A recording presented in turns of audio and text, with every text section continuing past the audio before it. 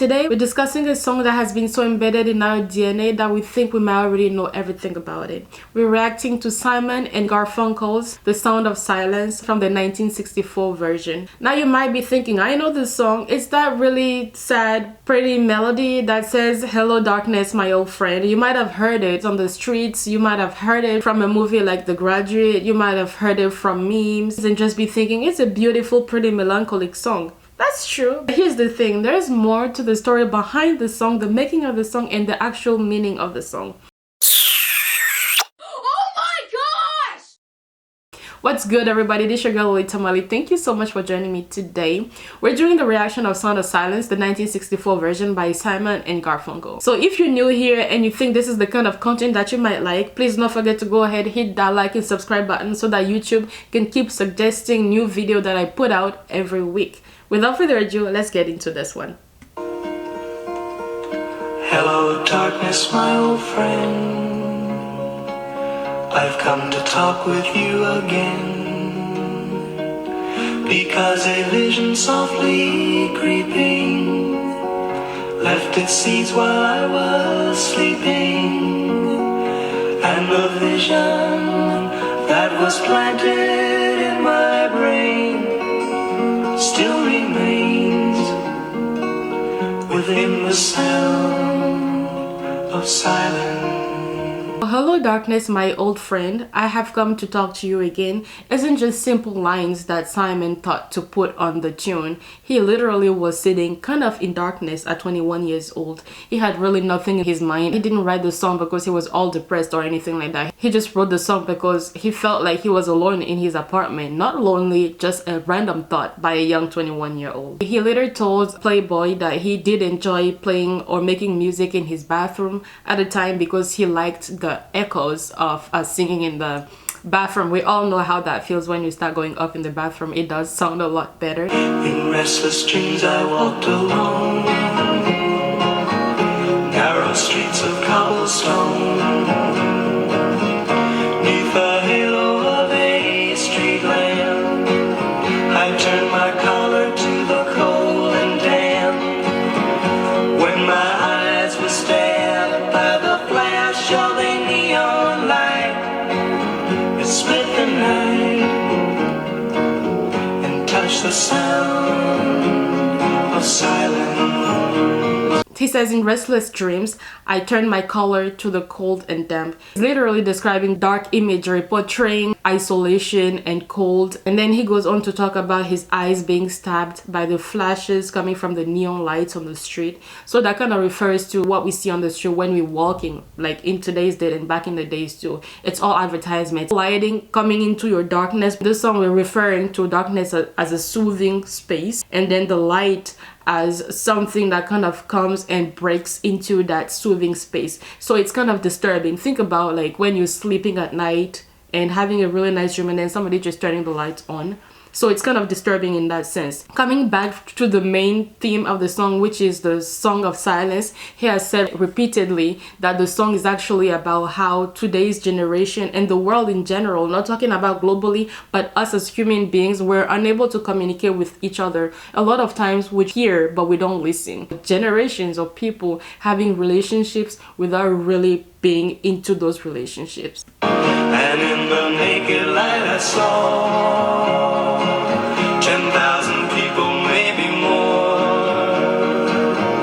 people talking without speaking, people hearing without listening, people writing songs that voices never shared.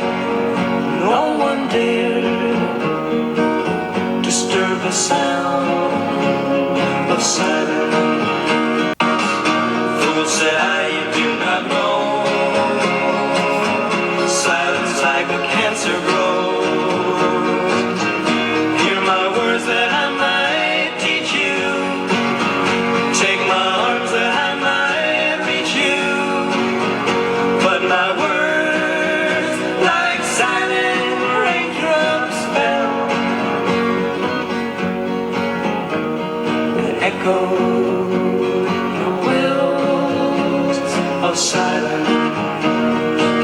silence like a cancer grows. Hear my voice, I might teach you. Take my arms, I might reach you, or something in those lines. I think silence like a cancer grows is one of the deepest things that I've heard.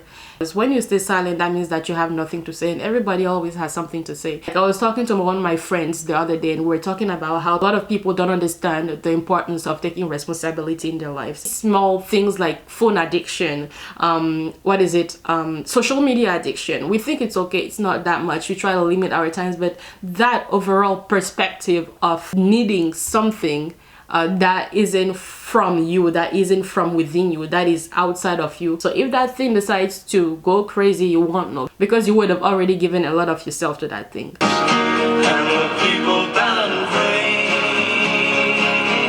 to the neon god they made. People bowing and praying to the neon god they made, literally bowing down to the adverts on the screen, to the lights on the screen, the things that attract you. And the sign flashed out its warning in the words that it was forming.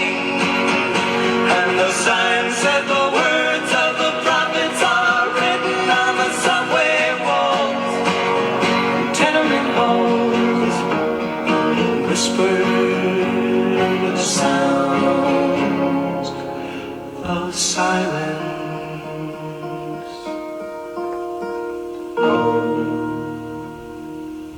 That's it for the song Sound of Silence by Simon and Garfunkel. Coming back to the origin of the song, Paul Simon was 21 when he wrote the song, living in his parents' apartment in Queens. The song was developed back in 1963. In February 1964, the song officially came out. However, it was a big flop. It had only sold 3,000 copies in the US, which was pretty bad. So both friends, Simon and Garfunkel, broke apart. They went their two separate ways. Simon moved to England in order to pursue his musical career, and Garfunkel stayed in America when he went to study mathematics in university. At that same time, the Sound of Silence kind of became a running joke in 1965. When somebody would say, "Hello darkness, my old friend," everybody would just crack up. I have no idea why, but that's crazy. However, in 1966, a DJ in Harvard University played the song Sound of Silence at the radio, and students totally loved it. A remixed single of the song was put out in 1965, and it did really well.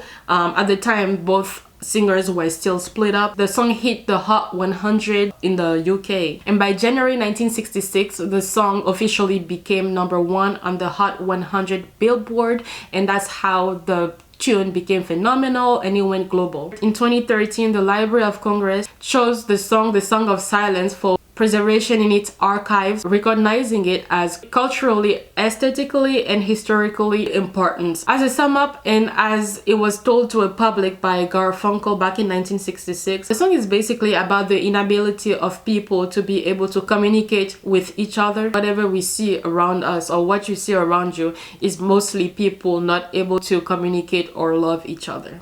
And that's it for my reaction to Sound of Silence. You guys don't forget to let me know right down in the comment section what was your favorite line about the song. If you do like my content, do not forget to go ahead, hit that like and subscribe button so we can vibe together on my next one.